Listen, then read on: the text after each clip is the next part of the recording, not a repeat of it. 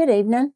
I'm Janet Chandler with the Cullman Tribune, and I'm here to read you a bedtime story. Tonight I'm going to read Disney's Hercules. Long ago, the earth was ruled by monsters called Titans. Then a mighty god named Zeus locked the Titans away beneath the ocean so that he and his fellow gods and goddesses could rule the world from Mount Olympus. One happy day, Zeus' wife, Hera, gave birth to a very strong baby. She named him Hercules. All the gods gathered to celebrate the birth. And, as a gift, Zeus gave his son a flying horse called Pegasus. Hades, the evil god of the underworld, was among the guests that day. When he left the celebration, he returned to his dark domain and met his two demon helpers, Pain and Panic.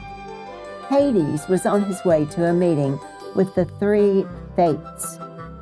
Hades had a plan to take over Olympus, but he wanted to know if he could succeed.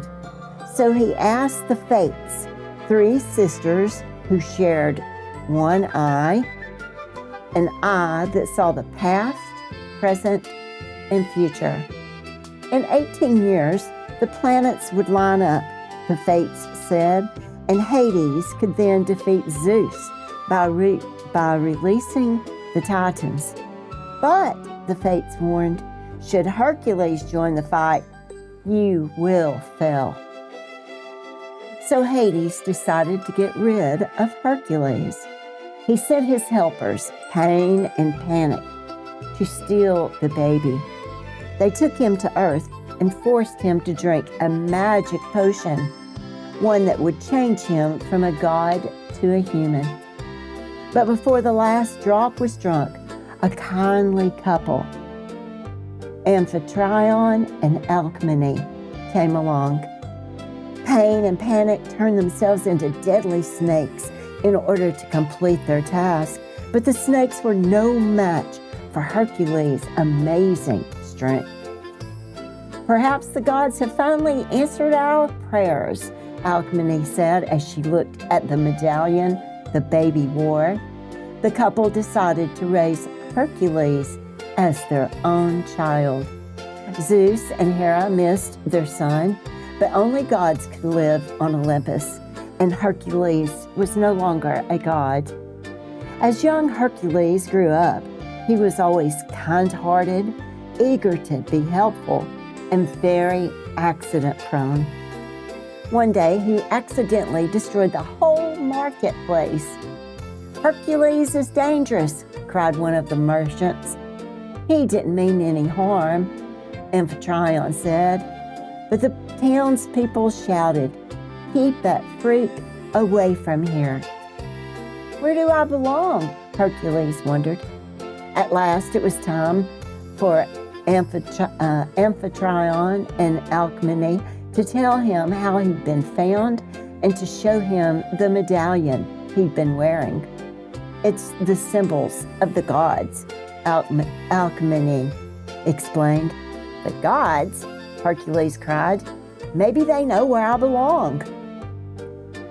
In search of an answer, Hercules visited the temple of Zeus. As Hercules prayed to the statue of Zeus, it came to life. Zeus told Hercules all about his beginnings. Then he said, "If you prove yourself a true hero on earth, you will be a god again." "How do I become a hero?" Hercules asked. Zeus told Hercules to go find the trainer of heroes. Zeus whistled for Pegasus, the flying horse he had given Hercules before, and Pegasus flew Hercules to Phil's island home. "I'm out of the hero business," Phil told Hercules. "I'm sick of losers." But when he heard that Hercules was Zeus' son, Phil changed his mind. Hercules trained hard.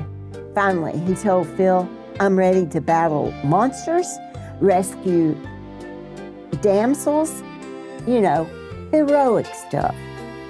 Phil agreed. "Saddle up, kid. We're going to the city." On the way, Hercules rescued a girl named Megara from a centaur.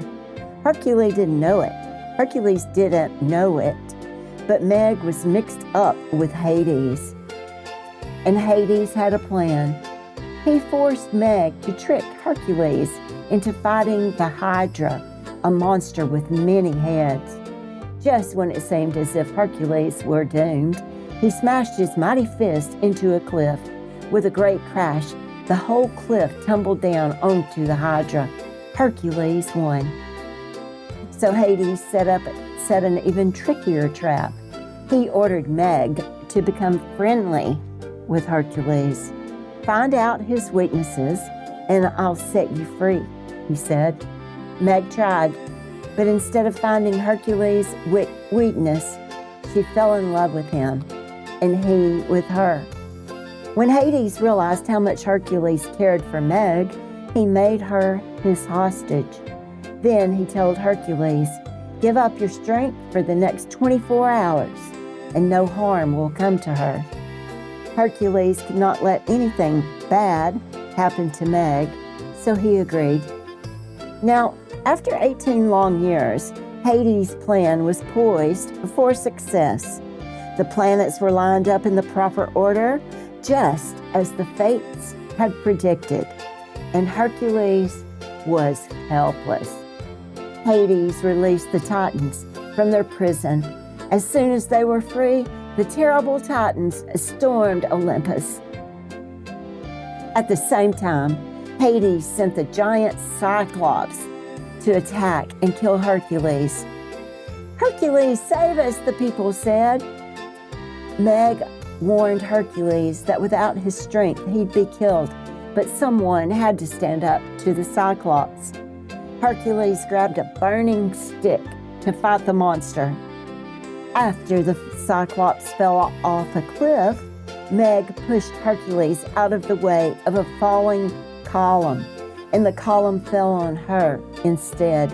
Because Meg was injured, the deal with Hades was broken, and Hercules suddenly had his strength back. He lifted the huge column off Meg easily. "Hurry, you can still stop Hades," Meg urged. Hercules flew straight to Olympus to free his father and the other gods. Hercules joined forces with them and defeated the Titans. He then disappeared back to Meg's side, but it was too late. Her spirit had disappeared into the underworld. But Hercules was determined to save Meg, so he traveled to the underworld in order to bring her back to the world of the living. "That's impossible, unless you're a god," Hades fumed. It had happened at last. By risking his own life for Meg, Hercules had become a true hero and had earned his place on Olympus once more. But Hercules chose not to stay above the clouds. He had finally found the place where he belonged, on earth with Meg. From that day forward, Hercules lived happily and well, and his brave deeds were written in the stars. The end. I hope you enjoyed this myth of old brought to new life by Disney. Good night and have sweet dreams.